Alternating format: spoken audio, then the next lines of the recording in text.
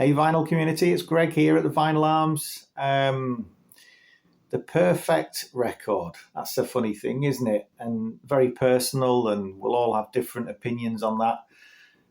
My first video on YouTube was my top 5 albums of all time, and I'm standing by that. They are all perfect records, but there's so many more. And what I want to start doing is a little shorter video on point with a small selection of what I consider 10 out of 10 albums. So we're going to cover a few today.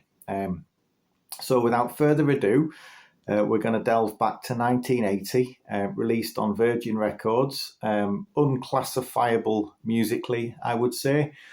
And the reason I got this is because Mark Riley, somebody I trust his judgment on a great deal, he once said, this is the best album ever, and I am right and you're wrong. And so on hearing him say that, I went and bought it.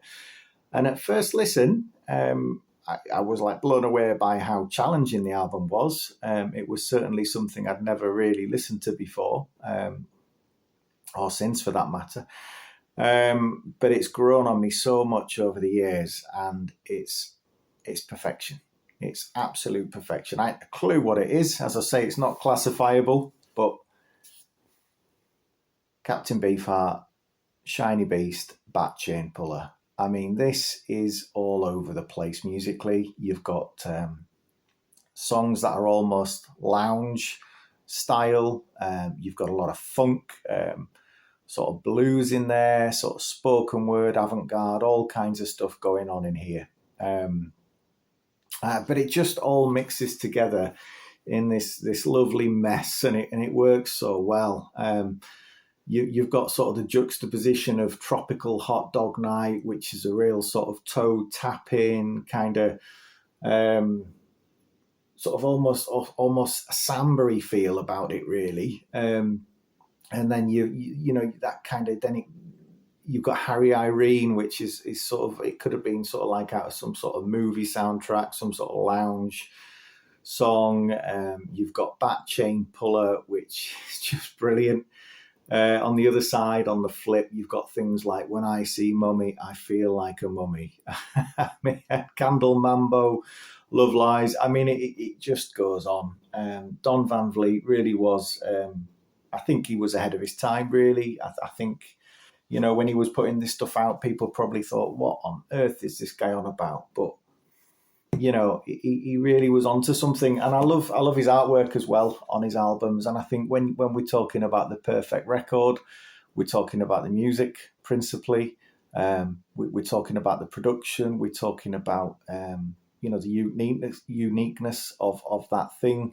But we're talking about the artwork as well and the way it's presented. And I think this, you know, really qualifies as a perfect record, at least for me anyway.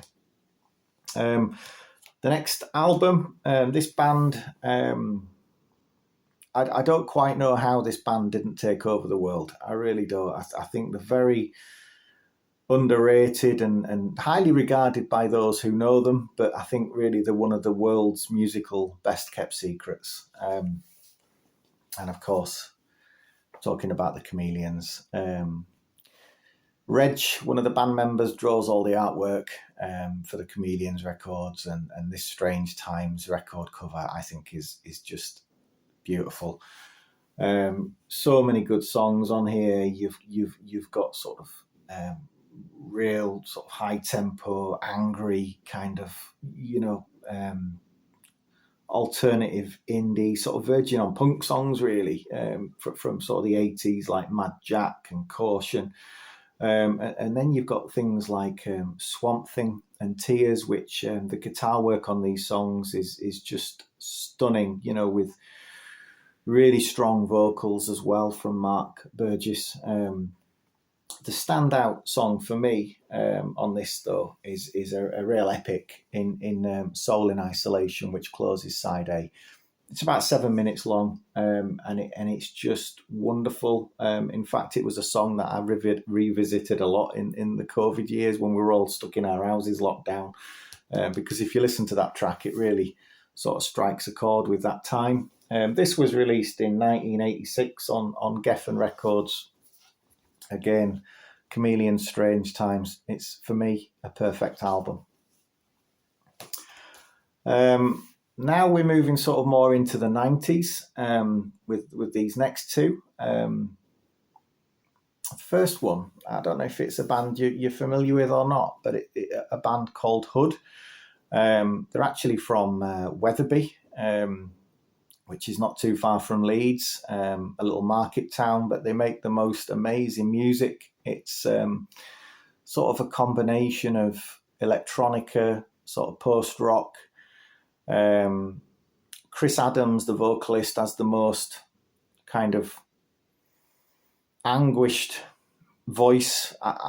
He's kind of got this sort of really emotional voice, which kind of pins together all the different angles of the Hood music. And the music is very sort of reflective, very autumnal. I think when you listen to Hood, if you listen to it on sort of like a September, October day when it's raining outside and the nights are starting to draw in, it really makes sense.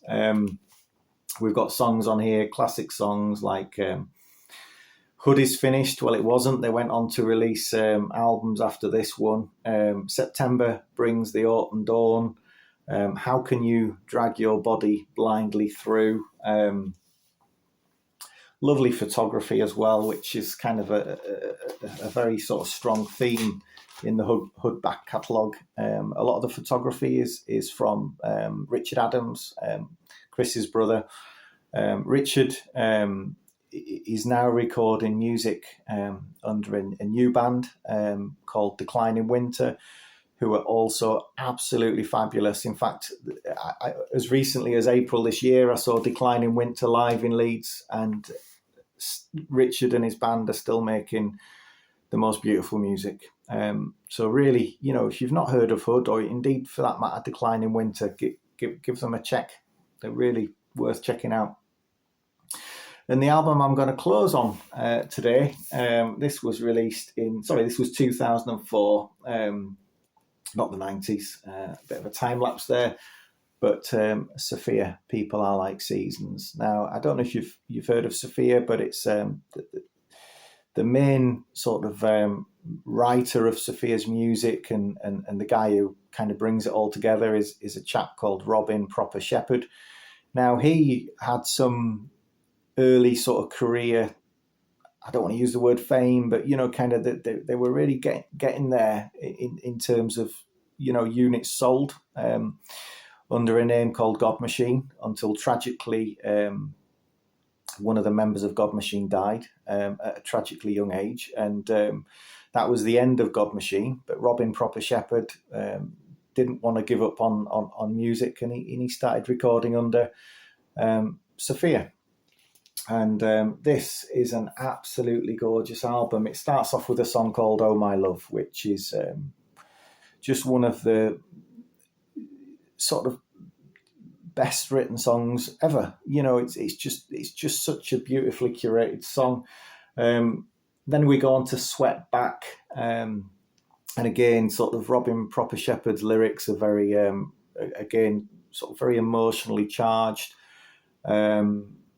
He really does wear his heart on his sleeve in what he's singing about. Some lovely songs on here.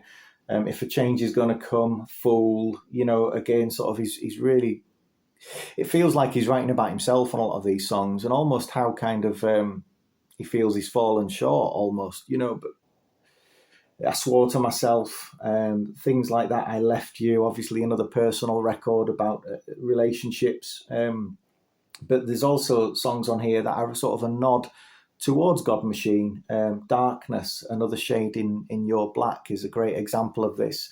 It really sort of cranks up the amps and really kind of rocks out that distortion that God Machine did so well prior to Sophia. But this is a beautiful record, released on City Slang, as I say, in 2004.